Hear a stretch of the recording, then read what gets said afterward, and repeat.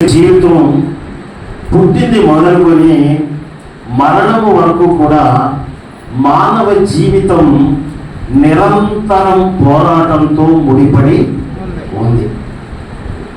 మానవుడి భూమి మీద తను జీవించినంత కాలము కూడా అనుదినము అనేక విషయాలపై తన మనుగడ కొనసాగించడం కోసం నిరంతరము కూడా అతడు పోరాడుతూనే ఉంటాడు.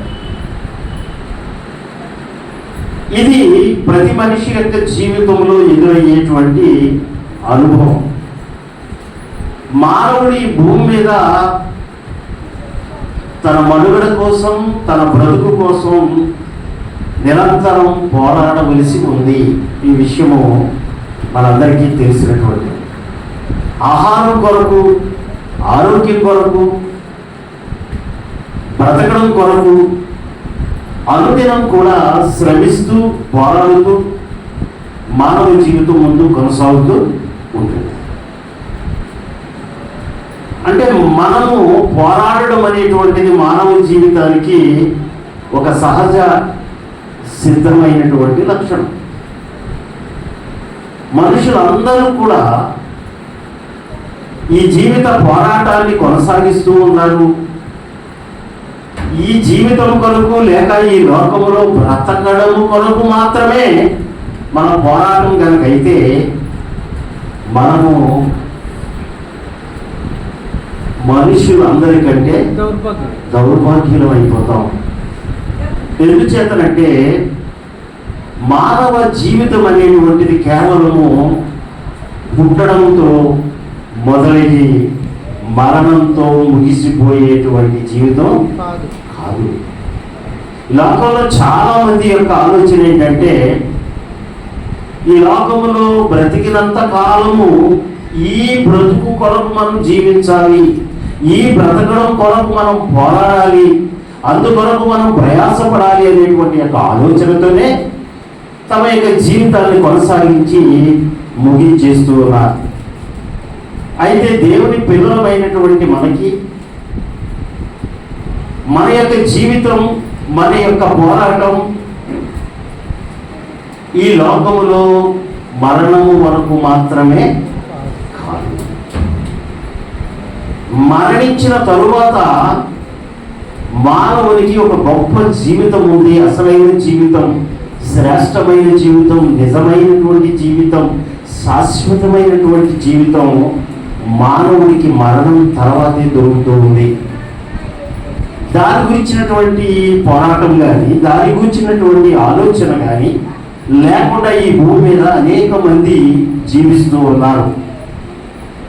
దేవుని యొక్క వాక్యాన్ని మనం పరిశీలించినట్లయితే మన ప్రభు అయినటువంటి యేసుక్రీస్తు వారు లూకాసు వార్త 13వ అధ్యాయము 24వ వచనాన్ని మనం పరిశీలించినట్లయితే ఆయన వారిని చూచి ఇరుకు ద్వారమున ప్రవేశింప పోరాడుడి, అనేకులు ప్రవేశింపచూతురు గాని వారి వలన కాదని మీతో చెప్పుచున్నాను అంటాడు.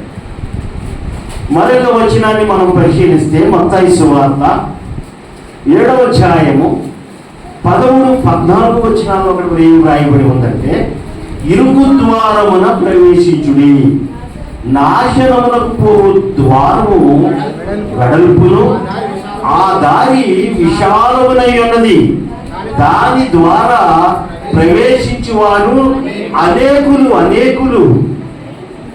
జీవమునకు పోవు ద్వారము ఇరుకును, ఆ దారి సంకుచితమునై ఉన్నది, దాన్ని కనుగొని వారు కొందరే అని చెప్తూ ఉన్నాడు. అంటే ఇక్కడ దేవుని యొక్క వాక్యము మనకి సెలవిస్తున్నటువంటి విషయం ఏంటంటే మనల్ని ప్రభు ఏం చేయమని చెప్తున్నాడండి? పోరాడమని చెప్తున్నాడు. అంటే పోరాడుడి అనున్నది ఏదైతే ఉందో, ఈ పోరాడుడి అనేటువంటి అంశం ఏదైతే ఉందో అది దేవుని యొక్క ఆజ్ఞ. పోరాడడం అనేటువంటిది దేవుని యొక్క ఆజ్ఞ. అంటే పోరాటం అంటే ఏంటండి? పోరాటం చేయడం అంటే ఏంటి? దానికి ఒక మాట మనం మాట్లాడాలంటే ఈ పోరాటానికి ఇంకొక పదాన్ని, ఒక పర్యాయ పదాన్ని మనం ఉపయోగించాలంటే, పోరాటం అంటే ఏంటి? యుద్ధం. Very good. పోరాటం అంటే యుద్ధం చేయడం. నిన్ననే స్కూల్స్ రీఓపెన్ అయ్యాయి. నెల రోజులకి సెలవుల తర్వాత పిల్లలందరికీ యుద్ధం మొదలైంది. దేంతో? పిల్లలకి బ్యాగులు వేసుకుని స్కూల్కి బరువులు తీసి, ఏమంటే యూనిఫారాలు చూసుకోవాలి, టైం చూసుకోవాలి, పరిగెత్తాలి. ఇక వాడు పాపం స్కూలింగ్ అయ్యేంత వరకు కూడా ఆ చదువుతో పోరాడుతూనే ఉంటాడు. హై స్కూల్ అయిందంటే మళ్ళీ కాలేజీ అయిపోయింది. ఇలా తను చదువుకున్నంత కాలము ఆ చదువుతో పోరాడతాడు. ఆ తర్వాత ఉద్యోగం కోసం పోరాడతాడు. ఆ తర్వాత పెళ్లి కొరకు పోరాడతాయి. ఇలా మనం చూస్తే మానవ జీవితం అంతా పోరాడతాడు. కానీ ఇక్కడ ప్రభువు చెప్తున్నటువంటి పోరాటము ఈ భూ సంబంధమైన జీవితానికి సంబంధించిన పోరాటం కాదు. మానవులందరూ కూడా ప్రయాసపడుతూ మానవ జీవితంలో తన బ్రతుకు కొరకు, మనుగడ కొరకు చేసేటువంటి పోరాటం గురించి ఇక్కడ ప్రభువు సెలవించడం లేదు. జాగ్రత్తగా మనం గమనించాలి. అపోస్తుడైనటువంటి పౌలు గారు యవనుడైనటువంటి తిమోతికి పత్రిక రాస్తూ, 1 తిమోతి పత్రిక 6వ అధ్యాయము 12వ వచనంలో ఒక మాట చెప్తాడు. ఏమనంటే, విశ్వాస సంబంధమైన మంచి పోరాటము పోరాడుము, నిత్య జీవమును చేపట్టుము అని అంటాడు. అంటే ఈ పోరాటము దేనికి సంబంధించింది అని అంటే, ఇది విశ్వాస సంబంధమైనటువంటిది. విశ్వాస సంబంధమైనటువంటి పోరాటము. రెండవది ఏంటంటే, ఏమి పొందడానికి, ఏమి సాధించడానికి, ఏమి చేపట్టడానికి అని అంటే, నిత్య జీవము కొరకు చేసేటువంటి పోరాటము. ఈ భూమి మీద మనుషులు చేస్తున్నటువంటి అనేకమైనటువంటి పోరాటాలు ఏదైతే ఉన్నాయో అవన్నీ కూడా ఈ జీవిత కాలానికి మాత్రమే పరిమితమైనటువంటివి. మరణం వరకు మాత్రమే ఆ పోరాటాన్ని మనం చేసేది. కానీ ఇక్కడ అపోస్తుడైనటువంటి పౌలు గారు చెబుతున్నటువంటి పోరాటము, లేక ప్రభు అయినటువంటి యేసుక్రీస్తు వారు చెబుతున్నటువంటి పోరాటుడి అనేటువంటి మాట ఏదైతుందో అది విశ్వాస సంబంధమైనటువంటి మంచి పోరాటం. అది నిత్య జీవము కొరకు చేసేటువంటి పోరాటము. క్రైస్తవులమైన మనము, దేవుని పిల్లలమైనటువంటి మనము ఒక నిరీక్షణ కలిగిన వారిగా ఈ భూమి మీద మనం జీవిస్తూ ఉన్నాం. మనకున్నటువంటి నిరీక్షణ ఏంటి? ఈ భూమి మీద మనం మరణించినా కూడా తిరిగి మరలా బ్రతుకుతాం. మనకి పరలోకం ఉంది, మనకి నిత్య జీవం ఉంది. సదాకాలము, తరతరములు, యుగయుగములు మనం ప్రభుతో ఉంటాము అనేటువంటి ఒక గొప్ప నిరీక్షణతో దాని కొరకు ఎదురు చూస్తూ బ్రతుకుతున్నటువంటి వాడే క్రైస్తవుడు. మరి అలాంటి క్రైస్తవుడికి, లేక క్రైస్తవ్యం అంటేనే అది పోరాటంతో కూడుకున్నటువంటిది. క్రైస్తవ జీవితం అంటేనే అది నిరంతరం యుద్ధం చేయాల్సినటువంటిది. లోకులు, అనేకులు ఈ బ్రతుకు కొరకు చేస్తున్నటువంటి పోరాటం వంటిది కాదు. ఎందుకంటే మానవాళి అంటే సర్వకోటి మానవులు కూడా, ఈ మానవ కోటి అంతా కూడా ఈ భూమి మీద బ్రతకడం కొరకు, సుఖంగా బ్రతకడం కొరకు, ఆనందంగా బ్రతకడం కొరకు ఈ జీవిత కాలం మట్టుకు ప్రయాసపడుతూ పోరాడుతున్నటువంటి పోరాటము. అయితే క్రైస్తవుడు ఈ జీవితం, ఈ లోకంలో మనం బ్రతుకు కొనసాగించాలంటే, మన మనుగడ కొనసాగించాలి అని అంటే, ఈ బ్రతుకు పోరాటంతో పాటు మనము నిత్య జీవము కొరకు కూడా పోరాటం చేయవలసినటువంటి వారమై ఉన్నాం. ఈ పోరాటము ఏ పోరాటము? విశ్వాస సంబంధమైన పోరాటము, లేక నిత్య జీవం కొరకు చేసేటువంటి పోరాటము. అది అంత సులువైనది కాదు. ఎందుకంటే పోరాటం చేయవలసింది అది ఇరుకు ద్వారము. ఈ ఇరుకు ద్వారమును అనేకులు ప్రవేశించాలనుకుంటారు, కానీ వారి వలన కాదు అని. పరుగు బంధువులో మనం చూసినప్పుడు అనేక మంది దాంట్లో పాల్గొంటారు, కానీ చివరికి గమ్యాన్ని చేరేది కొద్దిమంది. ఎవరైతే పోరాడి గెలవగలుగుతాడో వారు మాత్రమే చేరుకోగలిగేటువంటిది. అందుకే అంటాడు, నరకానికి పోయేటువంటి ద్వారా, అంటే ఈ లోక సంబంధమైనటువంటి, ఈ భూ సంబంధమైనటువంటి పోరాటం ఏదైతే ఉందో ఆ పోరాటం అనేటువంటిది సులువుగా ఉంటుందేమో కానీ ఈ నిత్య జీవానికి సజీవమునకు పోయేటువంటి ఆ ద్వారం ఇరుకైంది, సంకుచితమైంది. అనేక మంది దాంట్లో ప్రవేశించాలనుకుంటారు, కానీ ప్రవేశించేవారు కొద్దిమంది. అంటే ఆ ప్రవేశించేటువంటి వారు, ఆ జీవమునకు మార్గములో పోయేటువంటి వారు ఎవరైతే ఉన్నారో, ఆ నిత్య జీవాన్ని చేపట్టే వారు ఎవరైతే ఉన్నారో వారు నిరంతరం యుద్ధం చేయాల్సిందే, నిరంతరం పోరాడవలసిందే. దేనితో యుద్ధం చేయాలి? దేనితో పోరాడవలసి ఉంది? విశ్వాస సంబంధమైన పోరాటంలో మనం ఎవరితో పోరాడాలి? నిత్య జీవాన్ని చేపట్టడం కొరకు మనం దేనితో పోరాడాలి? వేటితో పోరాడాలి? మనం పరిశీలిద్దాం. అపోస్తలుడైనటువంటి పౌలు తిమోతికి రాసినటువంటి 2వ పత్రికలో 4వ అధ్యాయము 7వ వచనంలో అపోస్తలుడైనటువంటి పౌలు గారు ఒక మంచి మాట అంటున్నాడు. ఒక మాట అక్కడ పలికాడు. 2వ తిమోతి పత్రిక 4వ అధ్యాయము 7వ వచనంలో ఏమంటాడంటే, మంచి పోరాటము పోరాడి తిని అని చెప్తున్నాడు. అపోస్తలుడైనటువంటి పౌలు చెప్తున్నటువంటి స్టేట్మెంట్ ఇది ఏమంటున్నాడంటే, నా పోరాటం ఎలా ఉంది అని అంటే, నేను చాలా మంచి పోరాటాన్ని నేను పోరాడాను, పోరాడి తిని నా పొరుగు కడముట్టించి తిని విశ్వాసమును కాపాడుకుంటుని అని. ఇది క్రైస్తవ నిరీక్షణకు, క్రైస్తవులమైన మన జీవితానికి ఇది ఒక మాదిరిగా మనకు కనిపిస్తూ ఉంది. అపోస్తలుడైనటువంటి పౌలు గారు పలికినటువంటి ఈ మాదిరి, ఈ మాట యొక్క మాదిరిని మన జీవితాల్లో కూడా మనం అనుసరించవలసినటువంటి వారమై ఉన్నాం. అంటే మనం మంచి పోరాటం, అనవసరమైన వాటి కొరకు అనుదినము తపన పడుతూ, తాపత్రయపడుతూ, ప్రయాసపడుతూ, ఎవరి బ్రతుకు కొరకు మానవుడు అబద్ధాలు ఆడతాడు, అవినీతి చేస్తాడు, అక్రమాలు చేస్తాడు, ఎన్నో ఎన్నో ఎన్నో ఎన్నో ప్రయాసలతో ఈ భూమి మీద తన జీవితాన్ని సుఖమయం చేసుకోవాలని ఆలోచన కలిగి నడుస్తూ ఉంటాడు. ఈ బ్రతుకు పోరాటం కొరకు చేసేటువంటి ఈ యుద్ధం ఏదైతే ఉందో అది మానవుడి యొక్క మరణంతో ముగిసిపోయేటువంటి, ఆ పోరాటం యొక్క ఫలితము మానవుని మరణంతో అంతమైపోతుంది.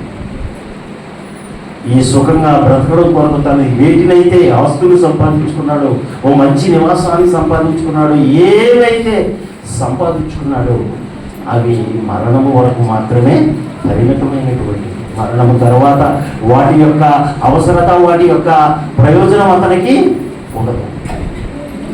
కానీ ఈ విశ్వాస సంబంధమైన పోరాటం ఏదైతే ఉందో, ఎందుకు ఇది మంచి పోరాటం అవుతుంది అంటే పరిశీలిద్దాం. మనం అపోస్తలుడైన పౌలు తిమోతి గారికి రాస్తూ ఈ విషయాన్ని హెచ్చరిస్తూ ఉన్నాడు. మొదటి తిమోతి పత్రిక 1వ అధ్యాయం 18వ వచనం మనం చూసినట్లయితే, మొదటి తిమోతి పత్రిక 1వ అధ్యాయము 18వ వచనంలో అపోస్తలుడైన పౌలు గారు తిమోతితో పలుకుతున్నాడు. చిన్నవాడే తిమోతిని కుమారుడని ఉచ్చరిస్తూ ఉన్నాడు. నా కుమారుడైన తిమోతి, నీవు విశ్వాసమును మంచి మనస్సాక్షియు గలవాడవై నిన్ను గూర్చి ముందుగా చెప్పబడిన ప్రవచనముల చొప్పున ఈ మంచి పోరాటము పోరాడవలనని వాటిని బట్టి ఈ ఆజ్ఞను నీకు అప్పగించుచున్నాను అంటున్నాడు. అంటే ఇక్కడ తిమోతి గారు బాల్య దినముల నుండి వాక్యము జరిగినటువంటి వాడు, క్రైస్తవుడే, మంచి విశ్వాసము కలిగినటువంటి వాడే అయినప్పటికీ కూడా అపోస్తలుడైన పౌలు గారు అతనికి జ్ఞాపకం చేస్తున్నటువంటి విషయం ఇది, నా కుమారుడైన తిమోతి, నీవు విశ్వాసమును మంచి మనస్సాక్షిని గలవాడమైనావు నాకు తెలుసు. అయినప్పటికీ కూడా ఏ పోరాటం పోరాడాలన్నాడు? మంచి పోరాడమని వాటిని బట్టి ఈ ఆజ్ఞ నీకు అప్పగిస్తూ ఉన్నాను. మంచి పోరాటం చేయాలి. ఏది మంచి? ఈ లోకంలో మనం బ్రతుకు కొరకు చేసేటువంటి పోరాటము అది మంచి పోరాటము కాదండి. మరి ఏది మంచి పోరాటం? మనం మంచి పోరాటం పోరాడాలి అంటే విశ్వాస సంబంధమైనటువంటి పోరాటము నిత్య జీవానికి చేపట్టాలి అని అంటే మనం ఖచ్చితంగా ఈ భూమి మీద పోరాడవలసిన వారు. దేంతో మనం పోరాడాలో ఒకసారి లేఖనాల నుంచి మనం పరిశీలిద్దాం. దేనితో యుద్ధం చేయమంటున్నాడు? దేనితో పోరాడమంటున్నాడు? దేని కొరకు మనము ఈ పోరాటం చేయవలసిన వారమై ఉన్నాం? ఈ మంచి పోరాటం అంటే ఏమిటో అపోస్తలుడైనటువంటి పౌలు గారు తిమోతిని హెచ్చరిస్తున్నటువంటి ఈ మంచి పోరాటం ఏంటో మనం క్లుప్తంగా లేఖనాల నుంచి రోజు గమనిద్దాం. అపోస్తలుడైన పౌలు గారు చెప్తున్నటువంటి నేను మంచి పోరాటము పోరాడి తిని నా పరుగు కలగుర్తించి తిని విశ్వాసము పాడుకుంటుంది. మనము కూడా అతి మాదిరిగా మన యొక్క విశ్వాసాన్ని మనం కాపాడుకోవలసినటువంటి వారమై ఉన్నాం. మంచి పోరాటం మనం చేయవలసిన వారు. మంచి పోరాటం అంటే దేనితో పోరాడాలంటే ముందుగా మన విశ్వాస సంబంధమైన పోరాటంలో విజయం సాధించాలి అని అంటే, మనం నిత్య జీవాన్ని చేపట్టాలి అని అంటే మనం ముందుగా మొట్టమొదటిగా మనం పోరాడాల్సింది ఎవరితోనో తెలుసా? ఎవరితో మనం పోరాటం మొదలు పెట్టాలండి? నిత్య జీవం చేపట్టాలంటే మన పోరాటం ఎక్కడ నుంచి మొదలవ్వాలి? నీ శరీరంతో మొదలవ్వాలి. దీంతోటండి నీ శరీరంతో నీ పోరాడాలి. ఎందుకంటే ఈ శరీరము చాలా చెడ్డది, బలహీనమైనది. ఈ శరీరము నిన్ను నిత్య జీవానికి దూరం చేస్తుంది. ఈ శరీరము నిన్ను అపవాదికి వారి దూతలకి సిద్ధపరచబడిన నిత్యాగ్నిలోనికి త్రోసి వేసేస్తుంది. అంటే నీ శరీరమే నీకు ప్రధానమైనటువంటి శత్రువు. నువ్వు పోరాడవలసినటువంటి శత్రువు, నువ్వు యుద్ధం చేయాల్సినటువంటి శత్రువు ఎవరు అంటే ముందు ఎవరు? నీ శరీరమే. ఈ శరీరమును బట్టి మనము మంచి పోరాటము పోరాడలేకపోతాం. ఒకసారి రోమీయులకు రాసినటువంటి పత్రిక 8వ అధ్యాయము 5, 6, 7 వచనాల్లో చక్కని విషయాలు అక్కడ తెలియజేయబడుతూ ఉన్నాయి. రోమీయులకు రాసినటువంటి పత్రిక 8వ అధ్యాయము 5, 7 వచనాలు. 6వ వచనాన్ని చూద్దాం. శరీరానుసారులు శరీర విషయముల మీద మనస్సునుంతురు, ఆత్మానుసారులు ఆత్మ విషయముల మీద మనస్సునుంతురు. శరీరానుసారమైన మనస్సు మరణము, ఆత్మానుసారమైన మనసు జీవమును సమాధానమునై ఉన్నది. రైట్, చూసారండి. ఆత్మానుసారులుగా అంటే ఆత్మ సంబంధమైనటువంటి ఆత్మానుసారమైనటువంటి మనస్సు దేనికి కలగజేస్తుందండి? జీవమును, అదేవిధంగా సమాధానము. ఈ జీవము సమాధానము కలుగకుండా ఈ శరీరము ఏం చేస్తుంది అని అంటే శరీర విషయాల మీద నీ మనసును లాగేస్తుంది.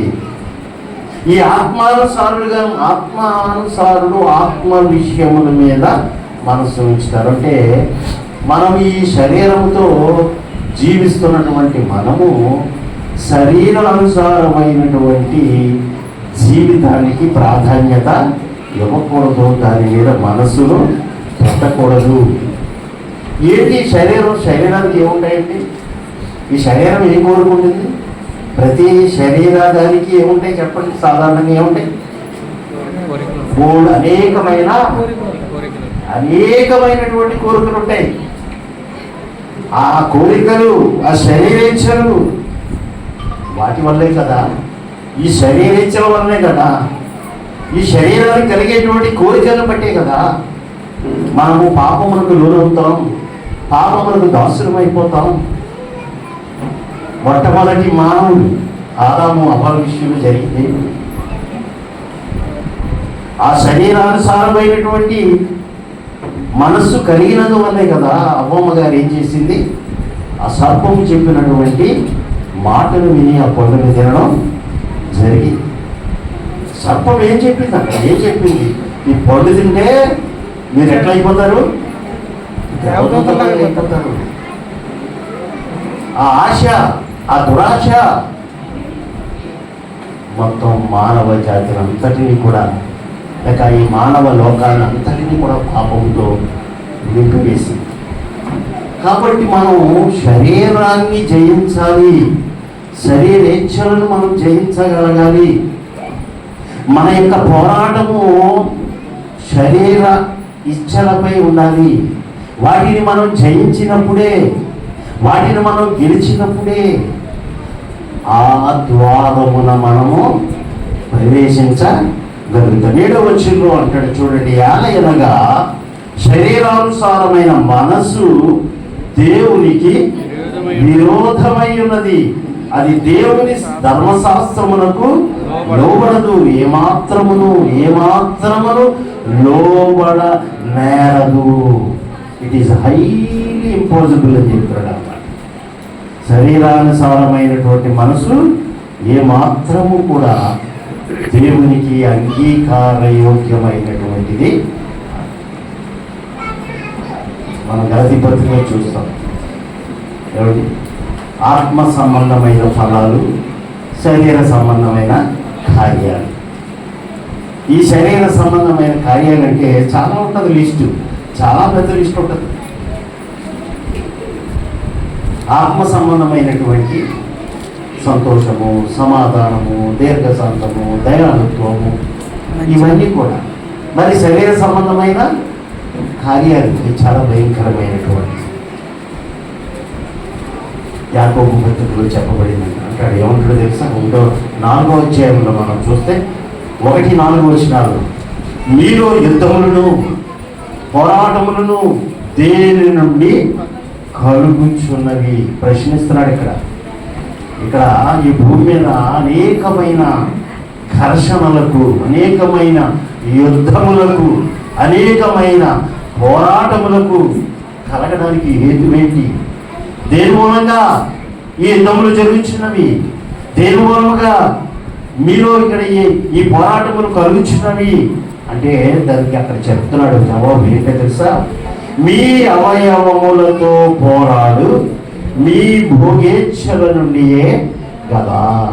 అది ఈ శరీరములు లేక మీ అవయవముల కొరకు, వాటి యొక్క భోగేచ్ఛల కొరకు, అది అసలైనటువంటి కారణం. దానివల్లే యుద్ధాలు వెనుకున్న కారణం, ఈ పోరాటాలు వెనుకున్నటువంటి కారణం ఏంటంటే ఈ యొక్క అవయం, ఈ భోగేచ్ఛలు అనేటువంటి విషయాన్ని అక్కడ చెప్తాడు. 4వ వచనంలో అంటాడు, వ్యభిచారులారా, ఈ లోక స్నేహము దేవునితో వైరమని నేను ఎరుగరా. కాబట్టి ఎవరు ఈ లోకంతో స్నేహం చేయబోనో వాడు దేవునికి శత్రువులు. కాబట్టి మనం పోరాటం చేయవలసినటువంటిది మొట్టమొదటిగా మన యొక్క శరీరంతో మనం పోరాడాలి. అది మంచి పోరాటం అవుతుంది. శరీరేచ్ఛలను జయించగలగాలి, శరీర కార్యాన్ని విడిచిపెట్టి ఆత్మ సంబంధంగా ఫలించాలి, ఆత్మానుసారులుగా జీవించాలి. అది మంచి పోరాటం చేయడం. కాబట్టి ఈ శరీరేచ్ఛల్ని, ఈ కోరికల్ని, ఈ భోగేచ్ఛలను మనం జయించాలంటే వాటితో మనం యుద్ధం చేయాల్సిందే, వాటితో మనం పోరాడాల్సిందే. పోరాడలేకపోతే, మనం ఓడిపోతే అవి మనల్ని ఏదైనా కొన్ని వ్యసనాలు, దురలవాట్లు, చెడు అలవాట్లు వాటిని పోరాడితే వాటిని ఏం చేయగలుగుతాడు? వాటిని జయించి దానిని విడిచిపెట్టగలుగుతాడు. చాలామంది బానిసలైపోతూ ఉంటారు. ఈ శరీరేచ్ఛలకు ఏమైపోతారండి? బానిసలైపోతారు.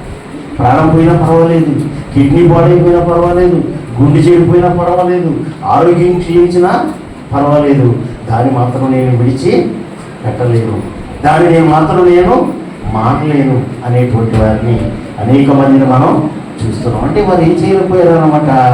తన శరీరంతో వారిని గెలవలేకపోతున్నారు. తమ శరీరంతో పోరాడలేక దానికి బానిసగా మారిపోతూ ఉన్నారు.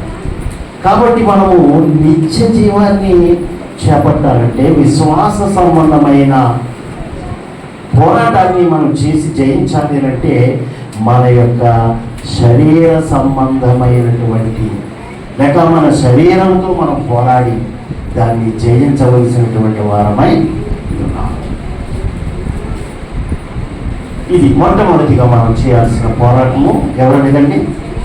మన పోరాటం మన యుద్ధం శరీరంతో పోరాడి గెలవాలి, జయించగలగాలి. ఒకవేళ ఓడిపోతే నీవు నిత్య జీవాన్ని చేపట్టలేవు.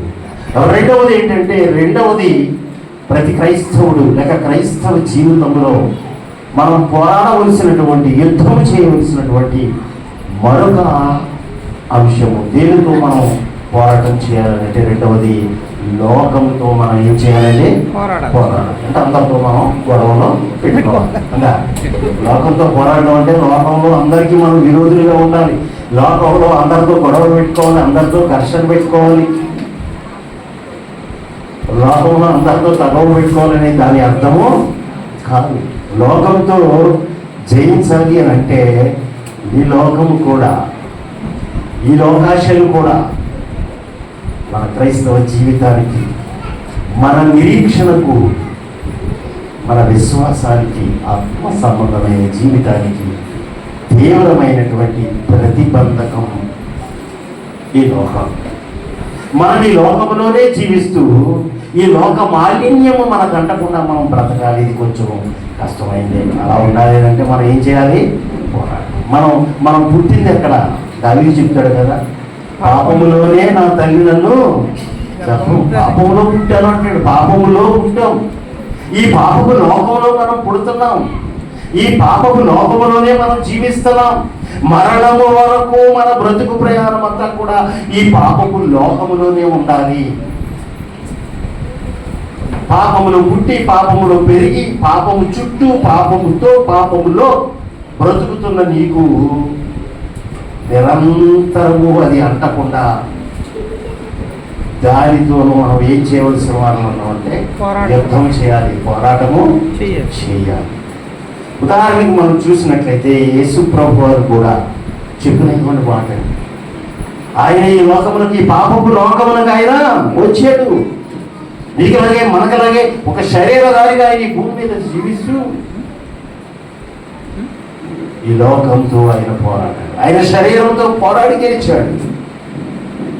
ఈ లోకంతో ఆయన పోరాడి లోకాన్ని జయించాడు. ఆయన యోహాను సువార్త 16వ అధ్యాయము 33వ వచనం, యోహాను సువార్త 16వ అధ్యాయం 33వ వచనం, నా యందు మీకు సమాధానము కలుగునట్లు, నా యందు మీకు, మనకి జ్ఞాపకం చేస్తూ ఉన్నాడు. ఆయనతో దేవుడి పిల్లలమైన మనము, క్రైస్తవులమైన మనకి, ఈ పాపపు లోకములో జీవిస్తున్నటువంటి మనకి అనేకమైనటువంటి ఆకర్షణలు నీ చుట్టూ, ఈ లోకంలో నిన్ను చుట్టుముట్టి ఉన్నటువంటి లోకములో ఆ పాపములకు లోను కాకుండా, ఆ పాపములకు దాసులు కాకుండా మనం ఎలా బ్రతకాలో, మనకు ఆదరణ కలిగినట్లు, మనకి సమాధానము కలిగినట్లు ప్రభువు వారు ఈ లోకములో శరీరముతో జీవించినటువంటి ఆయన యొక్క జీవితాన్ని నీకు, నాకు, మనకి మాదిరిగా చూపిస్తూ ఉన్నాడు. నా యందు మీకు సమాధానము కలిగినట్లు ఈ మాటలు మీతో చెప్పుచున్నాను. యోహాను సువార్త 16వ అధ్యాయము 33వ వచనంలో ఉంది మాట. నా యందు మీకు సమాధానము కలిగినట్లు ఈ మాటలు మీతో చెప్పుచున్నాను, లోకములో మీకు శ్రమ కలుగును, లోకములో మీకు సంతోషం కలుగును, లోకములో మీకు హాయిగా ఉండును, లోకములో మీకు ఆనందముగా ఉండును అని ప్రభు చెప్పలేదండి. ఈ జనాల్లో యేసు ప్రభు పేరు చెప్పి చాలా మంది ఇదే చెప్తున్నారు. ఈ లోకంలో నువ్వు ఆనందంగా బ్రతకాలంటే, నువ్వు సంతోషంగా బ్రతకాలంటే, నీ భార్య భర్తల మధ్య సఖ్యత కావాలంటే, నీ అప్పులు తీరిపోవాలంటే, నీకు ప్రమోషన్ రావాలంటే, ఈ భూమి మీద నీకు ఒక సుఖవంతమైనటువంటి జీవితం కావాలంటే నువ్వు ఎవరు నమ్ముకో? నీ రోగం తొలగిపోవడానికి, నీ కన్నీళ్లు తీసివేయబడడానికి, నీ కష్టాలు తొలగించబడడానికి ఏకైక పరిష్కారం యేసు ప్రభు అని చెప్పి చెప్తున్నటువంటి వారు చాలామంది ఉన్నారు. కానీ యేసు ప్రభు అలా చెప్పలేదండి. యేసు ప్రభు అలా చెప్పలేదు. ఎక్కడా కూడా అలా చెప్పలేదు. ఆయన ఎక్కడా కూడా అలా చెప్పలేదు. నా యందు విశ్వాసం ఉంచిన వాడు ఈ లోకంలో సుఖంగా బ్రతుకుతాడనే మాట ఏ సందర్భంలోనూ ప్రభు పలికిన మాట కాదది. కొంతమంది అబద్ధ బోధకులు చెప్తున్నటువంటి మాటది. కడుపులకు దాసులుగా ఉన్నవారు పలుకుతున్నటువంటి మాటలది. కానీ ప్రభువు మాట ఎలా మాట ప్రభువు చెప్పుకుంటే ఎక్కడ ఉండాలి? అది ఎక్కడ ఉండాలి? ఈ గ్రంథంలో ఉండాలి. కాబట్టి ఈ విషయాన్ని చాలా జాగ్రత్తగా మనం ఆలోచన చేయాలి. ఈ సత్యాన్ని మనం గ్రహించగలగాలి. ఈ లోకంలో మనకి ఏముంటుంది? శ్రమతో కూడుకున్నటువంటి జీవితం ఇది. ఈ లోకంలో హాయిగా ఉండేటువంటి జీవితం కాదు ఇది. నువ్వు అలా అనుకుంటే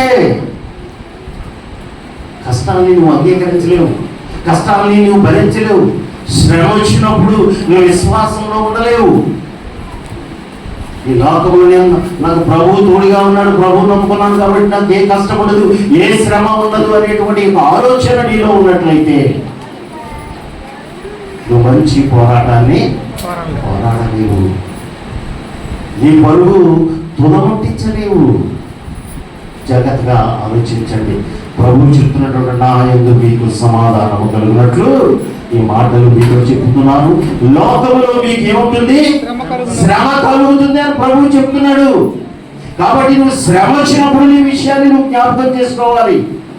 ఎస్, నాకు ఈ శ్రమ వచ్చింది, ప్రభు నాకు సమాధానం, ఈ స్థితిలో నాకు సమాధానం కలుగునట్లుగా నా ప్రభువు నాకు చెప్పినటువంటి మాట శ్రమ కలుగుతుందని చెప్పాడు. అదిగో నాకు ఈ శ్రమ వచ్చింది అని మీకు ఆలోచన రావాలి. అంత మాత్రమే కాదు, అప్పుడేమంటున్నాడు? అయినను ధైర్యం తెచ్చుకోండి. మేమేమి మీ యొక్క విశ్వాసంలో మీరు బలహీనం కావక్కర్లా. శ్రమ వచ్చింది కదా అని మీరు కృంగిపోవక్కర్లా. శ్రమ వచ్చింది కదా అని మీరు దుఃఖిస్తూ ఉండకండి. ఎలా ఉండమంటాడు? ధైర్యం తెచ్చుకోండి అని ఆయన తన మాదిరిగా చూపిస్తాడు. నేను లోకమును జయించినాను. ఎట్లా జయించాడు ఆయన? కత్తి పట్టుకుని జయించాడా? లేకపోతే 47తో జయించాడా? చేశాడా యుద్ధం? ఆయన శ్రమలను స్వీకరించాడు. ఈ శరీరముతో ఉండగా ఈ బాధలు, ఈ శ్రమలు తప్పవు కాబట్టి వాటి అన్నిటినీ ఆయన స్వీకరించాడు. అనేకమైన హింసలు, శరీరం గాయపరచబడిన సహించి ఆ గాయములను అనుభవించడం ద్వారా, ఆ శ్రమను అనుభవించడం ద్వారా, ఆ శోధనను అనుభవించడం ద్వారా దానిని ఆయన జయించాడు. కానీ వాటి నుండి దూరంగా మనం ఇవాళ ప్రభు దగ్గరికి వస్తున్న అనేకులు ఏం కోరుకుని వస్తుందో తెలుసా? శ్రమ నుంచి పారిపోవాలి. అన్ని మన నుంచి మన జీవితంలో ఉండకూడదు. మన జీవితంలో అనారోగ్యం ఉండకూడదు, మన జీవితంలో శ్రమ ఉండకూడదు, మన జీవితంలో అవన్నీ వాటి నుండి మనం దూరంగా పరిగెత్తాలనుకుంటున్నాం. కాదు, వాటితో ఏం చేయాలి? పోరాడి జయించాలి. పోరాడాలి. దాన్నే ప్రభు తన యొక్క జీవితాన్ని, శరీరధారిగా తన యొక్క జీవితాన్ని, తనని వెంబడిస్తున్నా, తనను అనుసరిస్తున్నా క్రైస్తవులైన మనకి ఈ మాదిరిని మనం ఊహించాడు. ఈ మాట ద్వారా మనం సమాధానపరచబడాలి. శ్రమలు వచ్చినప్పుడు మనం ధైర్యపరచబడడం కొరకు ఈ మాటలు ఆయన తెలియజేశాడు. ఈ లోకము, మొదటి కొరింథీ పత్రిక 7వ అధ్యాయం 31, లోకము అనుభవించువారు అమితముగా అనుభవింపనట్టులు ఉండాలని అంటే ఈ లోకమును అనుభవించేవాడు ఎలా ఉంటారటండి? అమితముగా అనుభవింపనట్టుగా ఉండవలని ఏలయనగా ఈ లోకపు నటన గతించుచున్నది. అనుభవింపనట్టుగా ఉండాలన్నమాట, అమితముగా. మీరు ఈ హైదరాబాద్ ప్రయాణానికి వెళ్ళేటప్పుడు మంచి మంచి ఎయిర్ కండిషన్, దాదాపు కోట్ల రూపాయలు ఖరీదైన బస్సు ఎక్కారనుకోండి, 10 గంటల ప్రయాణం. ఆ బస్సు ఎక్కి మీరు ఈ ₹1,00,00,000 కారు నాది అనే భావం కలుగుతుందా మీకు? దాంట్లో కూర్చున్నప్పుడు కలగదు. దాన్ని అనుభవిస్తున్నారు మీరు. అంత విలువైనటువంటి ప్రయాణాన్ని మీరు అనుభవిస్తూ ఉన్నారు. అంత ఆస్తిని, అంత విలువ కలిగిన దాంట్లో మీరు ఉన్నారు, ప్రయాణిస్తున్నారు. కానీ దాన్ని మీరు అనుభవిస్తున్నట్టుగా ఉండరు. అది నాది అనుకునే భావంతో ఉండదు. ఈ లోకంలో క్రైస్తవుడు కూడా అలాగే ఉండాలి. ఈ లోకంలో నీకు ఎన్ని సుఖములు, ఎన్ని సౌఖ్యాలు, ఇవన్నీ ఉన్నప్పటికీ కూడా, ఎందుకంటే అనుభవింపనట్టే ఉన్నామంటాడు. ఎందుకంటే ఈ లోకపు నటన ఏమవుతుందంటాడు? గడిచిపోతుంది. ఇవి శాశ్వతం కాదనేటువంటి భావంతో, ఇవి తాత్కాలికమైనటువంటివి. వాటిలో ఉండే గొప్ప కానీ, వాటిలో ఉండేటువంటి ఆనందము కానీ, దుఃఖము కానీ, అవన్నీ కూడా గతించిపోయేటువంటివి అనేటువంటి జ్ఞానం కలిగి ఉండాలి. అలా ఉంటేనే ఈ లోకాన్ని నువ్వు జయించగలుగుతావు. లేకపోతే ఈ లోకంలో నువ్వు అమితంగా దేన్నైతే ప్రేమిస్తావో దాన్ని నువ్వు పోగొట్టుకుంటున్నావు. ఎందుకంటే అది నీకు శాశ్వతమైనది. నీవు ఎంతో ప్రేమించే భర్త నీతో శాశ్వతంగా ఉండేవాడు కాదు. భార్య శాశ్వతం కాదు, నీ పిల్లలు శాశ్వతం కాదు, నీ కుటుంబం శాశ్వతం కాదు, నీ ఉద్యోగం శాశ్వతం కాదు. ఏమీ ఉండవు నీతో. మరణము నాటికి ఏమీ కూడా నీతో ఉంటాయండి. ఇవన్నీ కుటుంబం అంతా మేము కూడా వచ్చేస్తాం తోడుగా. పెళ్ళికి వెళ్తున్నాం అనుకో, నేను కూడా వస్తానంట. నువ్వు మరణిస్తున్నావు అనుకో, నీ ఊరంతా నీ కోసం మరణిస్తావా? నీతో వస్తుందా? కాదు కదా. అది మనం నిత్యము ఉండాల్సింది.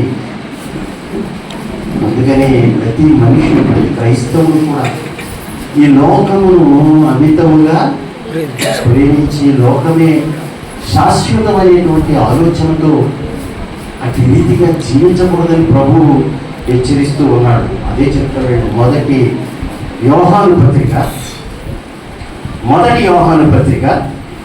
2వ అధ్యాయము, మొదటి యోహాను పత్రిక 2వ అధ్యాయము 15, 16, 17 వచనాన్ని మనం చూద్దాం. మొదటి యోహాను పత్రిక 2వ అధ్యాయము 15, 16. ఈ లోకమునైనను లోకములో ఉన్న వాటినైనను ప్రేమింపకిడి. ఎవడైనను లోకమును ప్రేమించిన తండ్రి ప్రేమ వానిలో ఉండదు. లోకములో ఉన్నదంతయు చూడండి. లోకములో ఏ ఘనతలైతే, ఏ అందాలైతే, ఏమంటే ఏ గొప్పలైతే నీకు ఈ లోకంలో కనిపిస్తున్నాయో, ఈ లోకములో ఉన్నదంతయు అనగా శరీరాశయు, నేత్రాశయు, జీవపు డంబములను తండ్రి వలన పుట్టినవి కావు. కాబట్టి లోకములో నీ కంటికి లేక నీ నేత్రాశలు, శరీరాశలు, ఈ మానవుడు తన బ్రతుకు పోరాటంలో, బ్రతుకు ప్రయాణంలో అతడు సమకూర్చుకున్నటువంటి ఆడంబరాలు, జీవపు ఆ డంబములు ఏమైతే ఉన్నవో అవన్నీ కూడా తండ్రి వలన కలిగినదే. అన్ని లోక సంబంధమైనవే. ఈ లోకంలో మానవుడు ఏర్పరచుకున్నటువంటివే. ఈ మానవుడు సుఖ జీవన ప్రయాణం కొరకు అతడు సమకూర్చుకున్నటువంటివే. ఆలోచించండి ఏమండి. కాబట్టి ఒకసారి మనం పరిశీలన చేసినట్లయితే కింద ఇంకా ఏమంటాడు చూడండి. లోకమును దాని ఆశయు గతించిపోవచ్చున్నవి కానీ దేవుని చిత్తమును జరిగించువాడు నిరంతరమును నిలిచును. ఇది ఈ ప్రయాణం చాలా జాగ్రత్తగా మనం ఆలోచన చేయాలి. కాబట్టి మనం దీనితో రెండవది ఏంటండి? మన పోరాటం విశ్వాస సంబంధమైన పోరాటంలో రెండవ పోరాటం, రెండవ లోకంతోనే విషయం. మొట్టమొదటి ఏంటి? శరీరంతో మనం పోరాటం చేయాలి. రెండవది లోకంతో పోరాటం చేయాలి. ఇంకొకటి ఉందండి, చాలా ప్రమాదకరమైంది. లోకంలోనే ఉండేటువంటిది అది ఎవరు అంటే అపవాది. సాతానుతో పోరాడాలి. ఈ సాతాను ఎలాంటిది అని అంటే ఒక ఆయన చెప్పారు సార్, అది ఒక దైవజనుడు దేవుడు సేవకుడు చెప్పాడు. సాతాను ఎక్కడ ఉంటుందని ప్రశ్నించాడు. సాతాను అంటే ఎక్కడ ఉంటుంది? లోకంలోనే ఉంటుంది. కరెక్టే. ఈ లోకంలో ఉన్నటువంటి సాతాను నివాసం ఎక్కడా అనే దానికి ఆయన జవాబు చెప్పాడు. ఏంటి తెలుసా అండి? అది ఎక్కడంటే దాని ఫుడ్ విందు విశ్వాసుల ఇంట్లోనంట, పడక పాస్టర్ గారి ఇంట్లోనంట. అంటే నేను అర్థం ఏంటి, అది కొంచెం వ్యంగ్యంగా చెప్పినప్పటికీ కూడా ఇందులో ఒక సత్యం ఉంది. దాని విందు ఎక్కడ అంటే విశ్వాసులు ఎవరంటే మరి అది పడుకునేది ఎక్కడంటే అంటే అది ఎప్పుడు ఎల్లప్పుడూ ఎవరితో ఉంటుంది? ఎవరితో ఉంటుంది? అపవాదికి ఎవరితో పని? ఎవరితో ఉంటుంది అంటే దేవుని పిల్లలతోటే, లేకపోతే క్రైస్తవులతోటే దానికి పని. క్రైస్తవులతోటే ఉంటుందని దాని అర్థం ఏంటంటే అది టోటల్గా అది ఉండేది ఎక్కడ? క్రైస్తవులతోటేనే. కాబట్టి అపవాది ఎప్పుడు నీడలాగా మన చుట్టూ మన పక్కనే ఉంటాం. కాబట్టి మనం విశ్వాస సంబంధమైన పోరాటంలో యుద్ధం చేయాల్సింది, పోరాడాల్సింది మూడో వ్యక్తి, మూడో అంశం ఏదన్నమాట అండి. ఒకసారి చూద్దాం. మత్తయి సువార్త 4వ అధ్యాయము. మత్తయి సువార్త 4వ అధ్యాయము 3 నుంచి, మత్తయి సువార్త 4వ అధ్యాయము 3 నుండి 11 వచనాలు మనం చూద్దాం. ఆ శోధకుడు ఆయన యొద్దకు వచ్చి,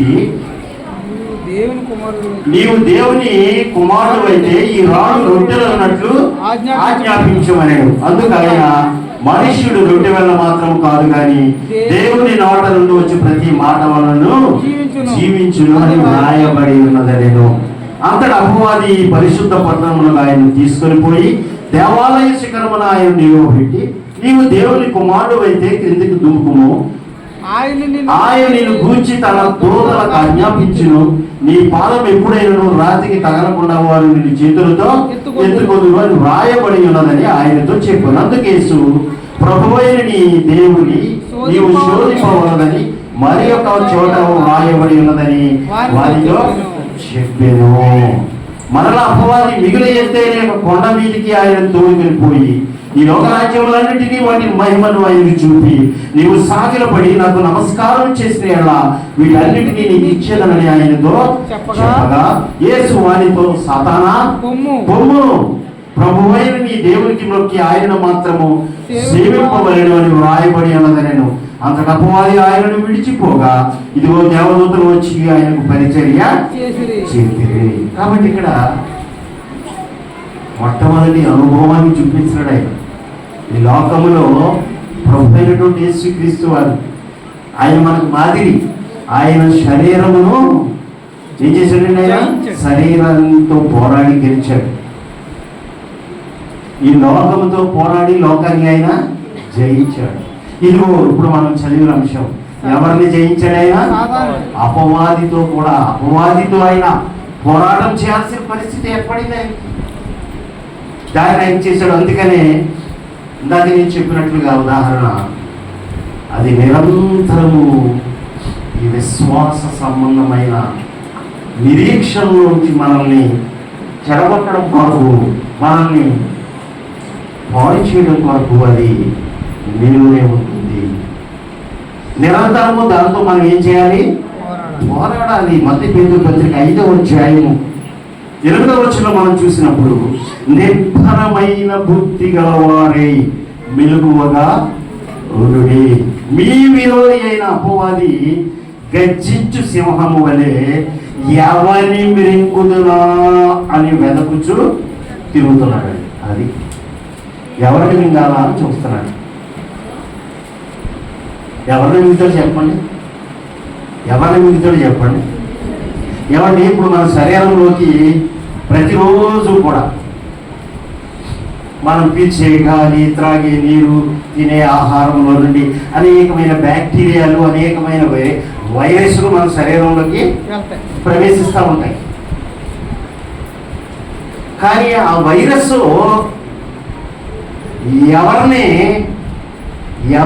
ఎవరి మీద ప్రభావం చూపిస్తుందో తెలుసా? చూపిస్తుంది ఎవరిలో అయితే రోగ నిరోధక శక్తి ఉదయాన్నే లేచిన వెంటనే గాలి పీల్చగానే వెంటనే రియాక్ట్ అయ్యి కొంతమందికి విపరీతంగా తుమ్ములు వస్తాయి, కొంతమందికి రావు.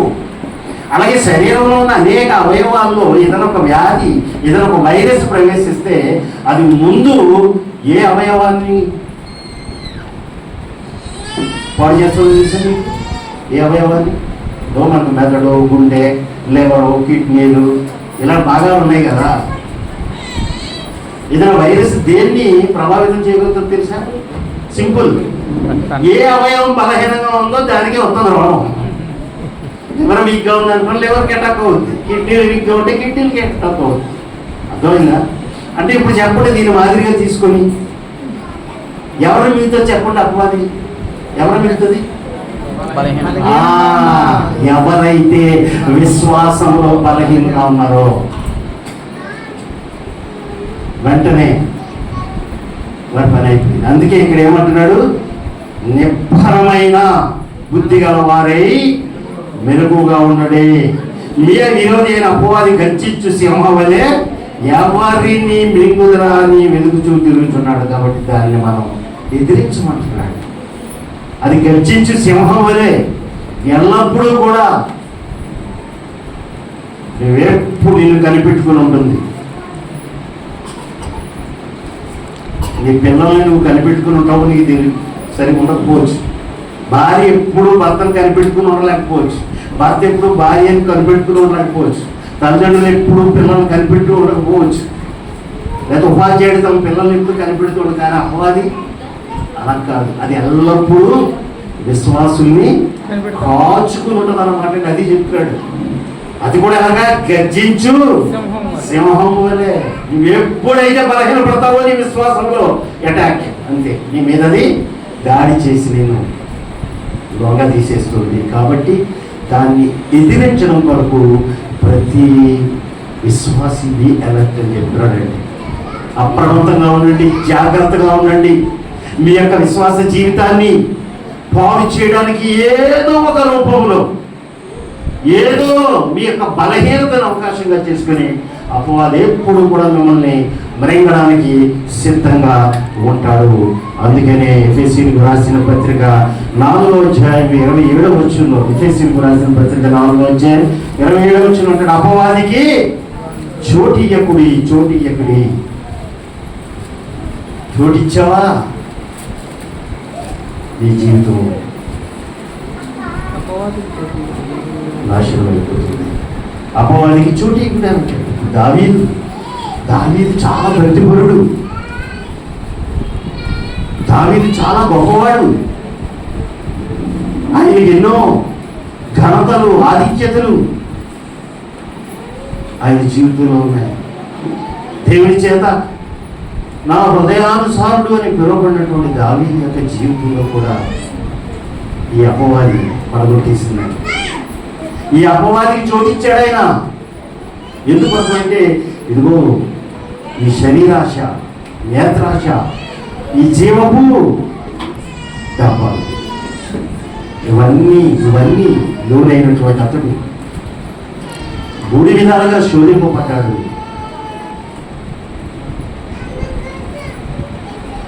అపవాదికి అనేక విధాలుగా అపవాది నిన్ను నిరంతరం కూడా పడగొట్టడానికి అది మీ వెంటే ఉంటుంది. కాబట్టి దాన్ని ఎదిరించాలి, దాంతో మీరు పోరాడాలి. దానికి మీరు ఏమాత్రము కూడా చోటు ఇవ్వద్దు అని దేవుని పిల్లలు హెచ్చరించబోతున్నారు. కాబట్టి ప్రభువులకు ప్రియమైనటువంటి సహోదరి సహోదరుల ప్రియ సంగమా, ఒకసారి ఈరోజు ఈ ప్రభు దినాన్ని మనం ఆలోచన చేద్దాం. ప్రభువు సెలవిచ్చినటువంటి మంచి పోరాటమును పోరాడమన్నాడు. ఇరుక ద్వారాన్ని ప్రవేశింప అనేకులు దాన్ని పొందలేకపోవచ్చు. ఆ నిత్య జీవానికి పోయే మార్గం ఇక్కడ ఉన్న మనందరం పొందుకోవాలని ప్రభు ఈ జాగ్రత్తను మనకి తెలియజేస్తూ, మనల్ని హెచ్చరిస్తూ, అపోస్తలులు మనల్ని హెచ్చరిస్తూ రాయబడినటువంటి గొప్ప సాధన. ఈ విషయాన్ని గుర్తిరిగి మనం మంచి పోరాటం పోరాడాలి. మన యొక్క విశ్వాసాన్ని మనం కాపాడుకోవాలి. మరణం వరకు కూడా మన విశ్వాసాన్ని మనం కాపాడుకొని మన పరుగు తుదిమిట్టించాలి అని అంటే మనము పోరాడవలసిన వారమై ఉన్నాం. యుద్ధం చేయవలసినటువంటి వారమై ఉన్నాం. ఆ పోరాటం దేనితో, ఆ పోరాటం ఎవరితో ఈరోజు మనం నేర్చుకున్నాం. లోకముతో పోరాడి ఆ లోకాన్ని మనం జయించాలి. శరీరంతో పోరాడి దాన్ని మనం జయించాలి. మూడవది, నిత్యము మన వెంటే ఉండే అపవాదితో మనం పోరాడి దాన్ని ఎదిరించాలి. ఈ మూడు మనం చేయగలిగిన రోజున అది మంచి పోరాటం. అట్టి పోరాట పటిమను సంఘమంతా కూడా కలిగి ఉండాలని, మన విశ్వాస సంబంధమైన జీవితంలో మనకి ముందుగా హెచ్చరిక చేయబడినటువంటి ఈ విషయాన్ని మనం జ్ఞాపకం చేసుకోవాలి అంటే, మనకు ఒక ఆయుధాన్ని ఇచ్చాడు దేవుడు. ఒక ఆయుధాన్ని ఇచ్చాడు. ఆ ఆయుధాన్ని కనుక మనం ధరించి ఉంటే, కొంతమంది సెలబ్రిటీస్ కంటే దేశాధ్యక్షులు, దేశ ప్రధానులు, అటువంటి వారికి కొన్ని ప్రత్యేక రక్షణలు ఉంటాయి. మీ అందరికీ తెలుసు. వాళ్ళు తిరిగే వాహనం బుల్లెట్ ప్రూఫ్ అంటారు. అంటే ఎవరైనా సరే బుల్లెట్తో దాన్ని కాల్చినా కూడా దానికి ఏమీ హాని కలగకుండా ఆ ప్రొటెక్షన్ ఉంటుంది, రక్షణ కవచం. అలాగే వాళ్ళు ధరించేటువంటి జాకెట్, వేసుకునే డ్రెస్ కూడా వారికి ఏది రాకుండా కవచం లాగా ఉంటుంది. చుట్టూ కమాండోస్ ఉంటారు, ఆ చుట్టూ బ్రీఫ్ కేసులు పట్టుకుని ఉంటారు చూడండి మీరు. అవన్నీ కూడా రక్షణ కవచాలు. అవి ధరించున్నారు కాబట్టి వాళ్ళని ఎవరో కూడా కాల్చలేరు, చంపలేరు. కానీ ఇప్పుడు మనం పోరాడుతున్న సైనికులు మనం ఈ లోకంతో, ఈ శరీరంతో, అపవాదితో అనుదినం పోరాడవలసినటువంటి వారు మనం. మరి ఈ పోరాటం మనం చేయడానికి కూడా దేవుడు మనకు ఒక రక్షణ కవచాన్ని ఇచ్చాడు. శిరస్త్రాణం అంటారు, హెల్మెట్ ఉంటుంది తెలుసు. తలకి హెల్మెట్, ఛాతికి అన్నీ కూడా ఎలాగైతే పోరాడేటువంటి ఒక సైనికుడికి రక్షణలు ఇవ్వబడ్డాయో, నిరంతరము పోరాడవలసిన దేవుని పిల్లలము క్రైస్తవులైన మనకు కూడా ఆ రక్షణని కవచాన్ని దేవుడు ఇచ్చాడు. ఒకసారి అది చదివి మనం ఊహించుకుందాం.